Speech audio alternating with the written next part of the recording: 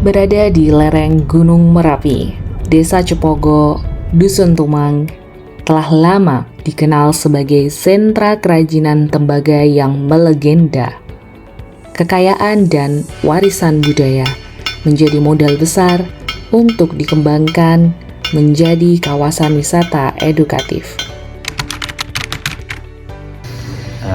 Selama ini kan kita cuman dari telinga saja, dari mulut ke mulut yang kita pemasaran yang kita lakukan sekarang. Jadi kita minta bantuannya untuk mendongkrak pasar kita supaya kita bisa mungkin berjalan lebih jauh dan lebih baik. Permasalahannya itu kan dari Pak Darius itu belum begitu tercatat keuangannya. Jadi selain nanti mungkin ya ada bantuan dari teman-teman terkait pencatatan keuangan atau istilahnya akuntansinya. Kemudian juga rencana itu kan pengelolaan sampah di Desa Cepogo ini nanti kalau rencana itu mau dijadikan ternak magot gitu.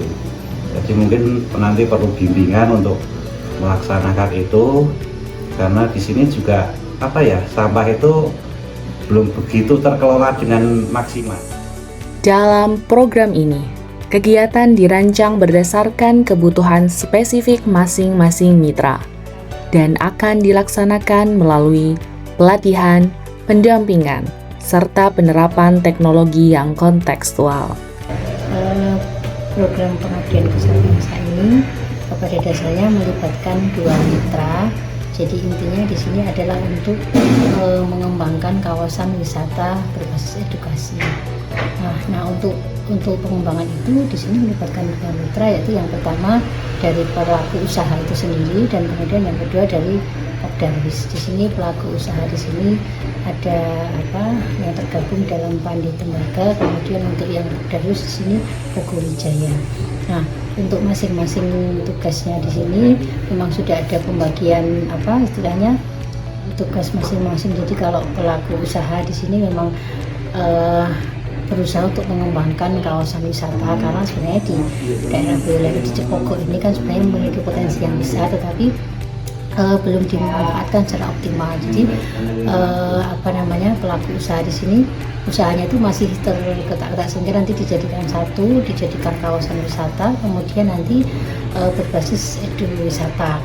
Terus kemudian juga otomatis belum memanfaatkan secara ini, misalnya dari aplikasi pembukuannya belum dioptimalkan, kemudian dari segi pemasaran digitalnya. Jadi nanti diusahakan dari situ kita merencanakan untuk pengembangan wisata digital, jadi berbasis digitalisasi, nanti pemesanan tiket juga menggunakan e-ticketing dan seterusnya. Kemudian untuk Pokdarwisnya nanti diutamakan dari segi pelayanannya, jadi nanti seperti membantu untuk pengembangan wisatanya, kemudian dari segi mengembangkan paket wisatanya, dan yang terakhir ini karena dari segi wisata itu kan mesti nanti ada lingkungannya, jadi banyak sampah kotor misalkan. Nah, kita berusaha untuk menjaga kebersihan lingkungan dengan mengelola sampah itu menjadi nanti kawasan wisata edukasi juga, yaitu budidaya magot. Itu yang nanti akan kita kembangkan. Seluruh kegiatan dirancang agar berjalan secara partisipatif, berkelanjutan, dan mudah diadopsi oleh masyarakat lokal. Harapannya, teknologi ini tak hanya membantu secara teknis, tetapi juga mendorong perubahan budaya kerja melalui pengelolaan usaha yang lebih profesional dan inklusif. Kami bukan sekedar mengenalkan teknologi, tetapi mendorong perubahan cara berpikir agar masyarakat bisa naik kelas menjadi pelaku pariwisata digital yang adaptif, terampil, dan mandiri. Dalam proses ini, tim pendamping dari Universitas 11 Maret turut berperan penting dengan keahlian di bidang masing-masing. Contohnya di bidang manajemen pemasaran, tim mendampingi penguatan strategi promosi digital, tata kelola usaha wisata, hingga penyusunan narasi konten berbasis budaya lokal.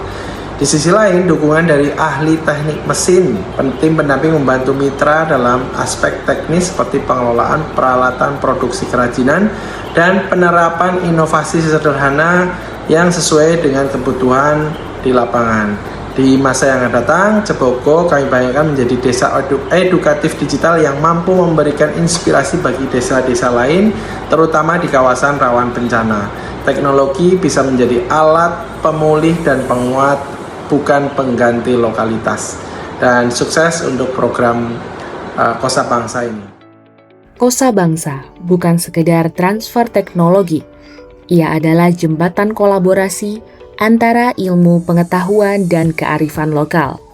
Sebuah perjalanan bersama dari kampus ke desa untuk mengurai masalah, menanam solusi, dan memanen harapan. Di Desa Cepogo, kami menyaksikan bahwa perubahan tak harus revolusioner, cukup satu langkah kecil yang dilakukan bersama.